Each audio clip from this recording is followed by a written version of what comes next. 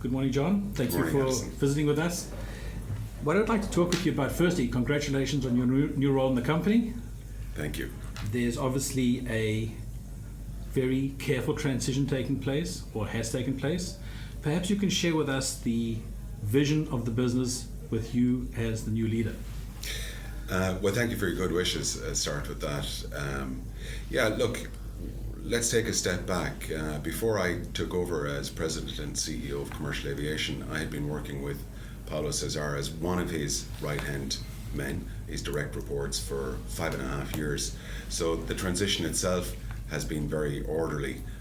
I've been very close to all of the commercial and strategic decisions that have been made in the previous years.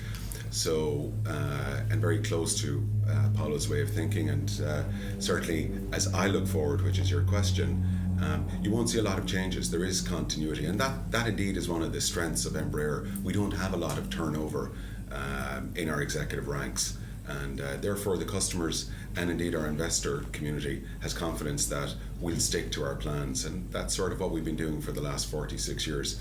My focus would be a mirror really of what Paulo was executing on the last number of years. So the key targets, 3 pillars really.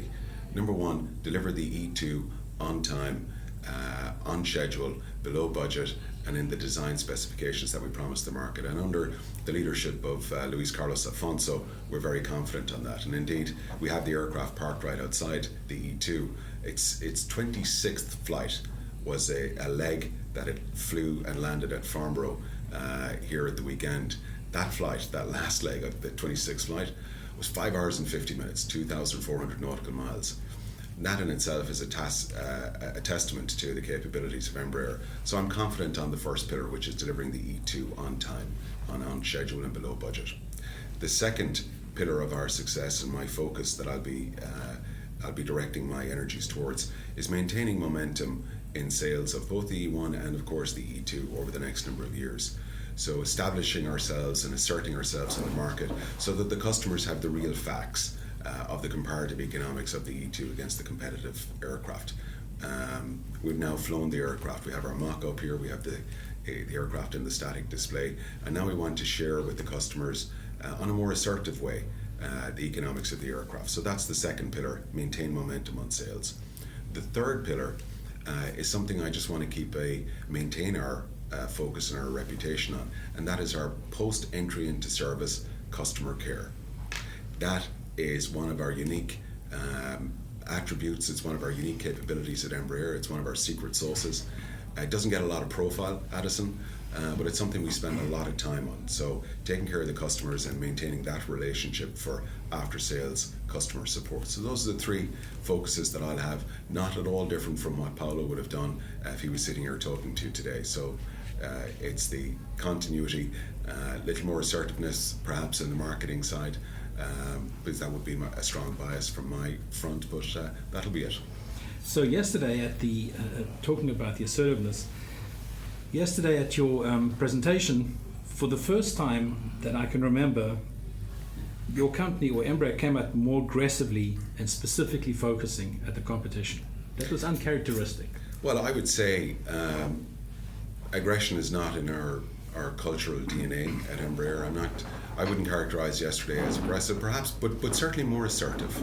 I'd accept that. We were definitely more assertive.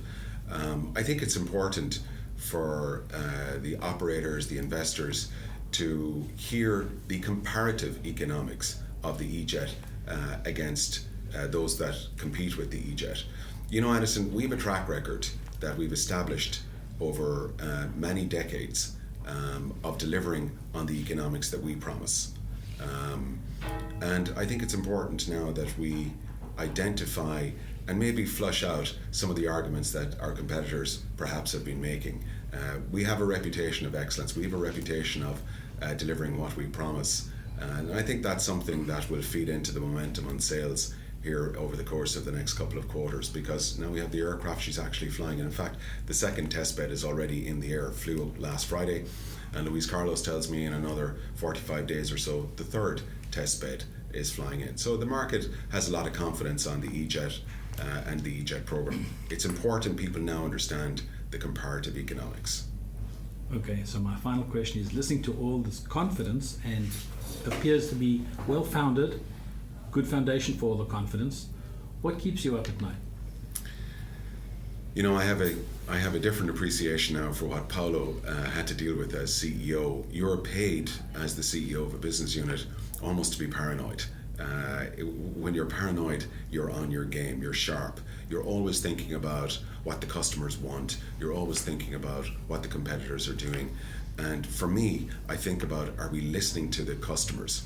Because the key to success for me is always paying attention to what the customers are saying to us and trying to address our solutions to listen to the customers. Maintaining our culture, maintaining our DNA of high values, those are the kinds of things that will give us sustainability in the future. So it's no one thing that keeps me awake at night, it's many things. But generally, with the backlog that we announced yesterday across the group at circa $22 billion, with the momentum we've enjoyed over the last number of years, 3 strong business units, a lot of tacit knowledge, I don't actually wake up too often in the night. I sleep quite well at night. Thank you. Thank you.